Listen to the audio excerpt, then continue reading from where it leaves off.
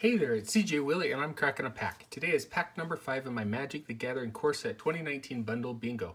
Check out the preview video on my Core Set 2019 Bundle. I have added the link to the preview video in the description below. As I crack the pack, my viewpoint will be from a very casual Magic the Gathering player perspective. It will not be the viewpoint of Pro Tour or even Friday Night Magic Grinder. It will be a kitchen table game of Magic, having fun with friends opinion. All right, let's check out the Bingo card. Pack 2 was awesome. I was able to pull a Stitcher Supplier, a Lean In War Leader, and because of both of those, I got the free space. Today, if I'm able to pull one of the Elder Dragons, or one of the Planeswalkers, or one of the rare Tribal Lords, or one of the legendary rare creatures, I'll be able to get Bingo. Let's get to cracking this pack.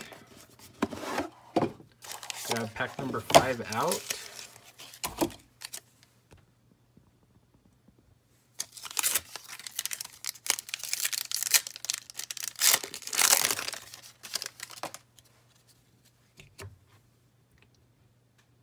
First card out of the pack is Talarian Scholar, 3 mana, 2 and a blue. It's a human wizard at 2/3.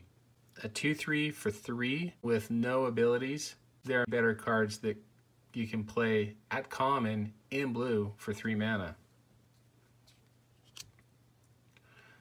Active Treason, 3 mana, 2 and a red, sorcery, gain control of target creature until end of turn, untap that creature, it gains haste until end of turn. It's the prototypical threaten effect. In limited, it's a fun card to play.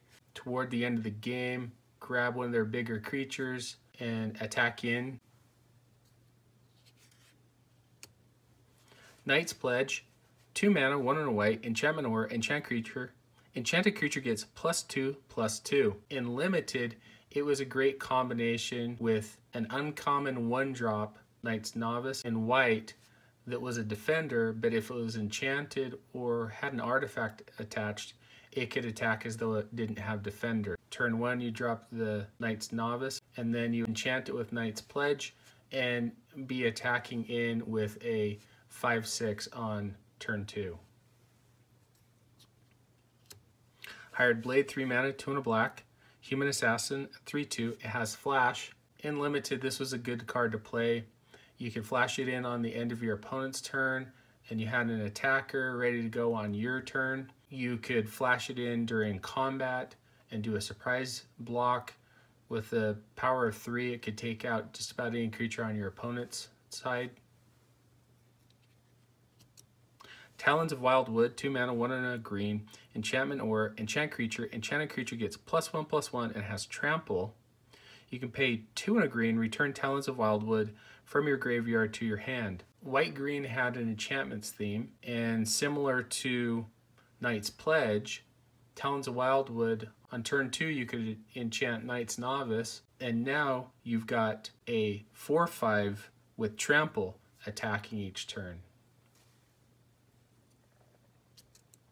Marauders Axe, 2 generic mana, artifact equipment. Equip creature gets +2/+0 and equip cost for 2. Even though the play cost and the equip cost are relatively low, 4 mana to give a creature +2/+0, now it's not a card I'd play.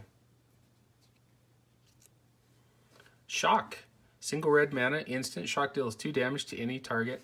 Shock is a great card.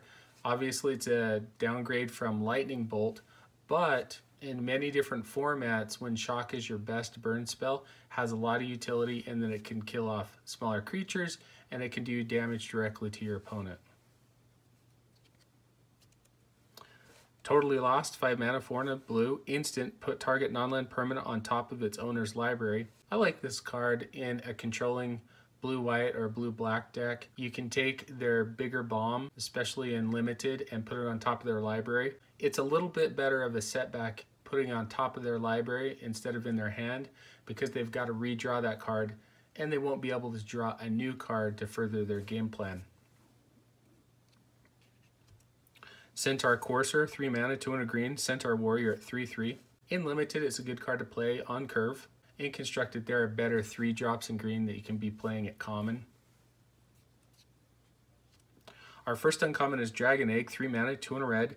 Dragon Egg at 0/2. It's a defender. When Dragon Egg dies, create a 2/2 red dragon creature token with flying, and you can pay a single red mana. This creature gets +1/+0 until end of turn. Dragon Egg is a creature that will die very quickly. You'll get a 2/2 flyer, and the ability to give that 2/2 flyer fire breathing makes this a pretty good uncommon.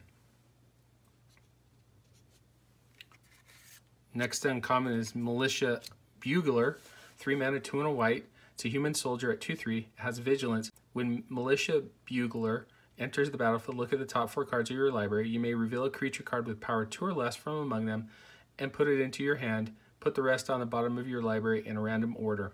In a mono white deck or even a white red deck where you were going wide with low cost creatures, Militia Bugler, great card. You dig 4 deep. The odds are in your favor to find a relatively cheap creature. If you've got spare mana left in that turn, you can play that creature, or on your subsequent turn, you're playing maybe 1 to 2 creatures. Final uncommon is Hieros Cage. 4 mana enchantment. When Hieros Cage enters the battlefield, exile target non-land permanent and opponent controls until Hieros Cage leaves the battlefield. This is a little bit more expensive Oblivion Ring. In limited, this is a good card to play in white. It shuts down a lot of pesky non-land permanents. Okay, will we get a great rare or a mythic rare and get bingo? All right, we got Gore Claw, Terror of Qualsisma. We got bingo, pack 5.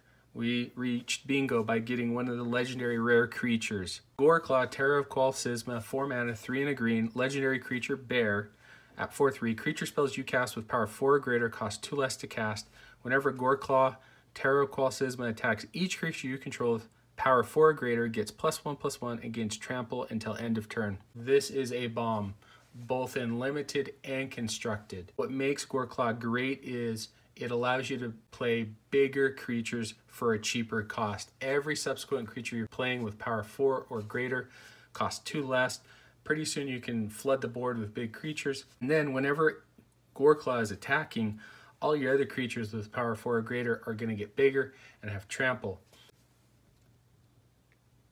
And then we have a foil mountain, which is nice. A Forsaken Sanctuary enters the battlefield tapped, and you can add white or black to your mana pool.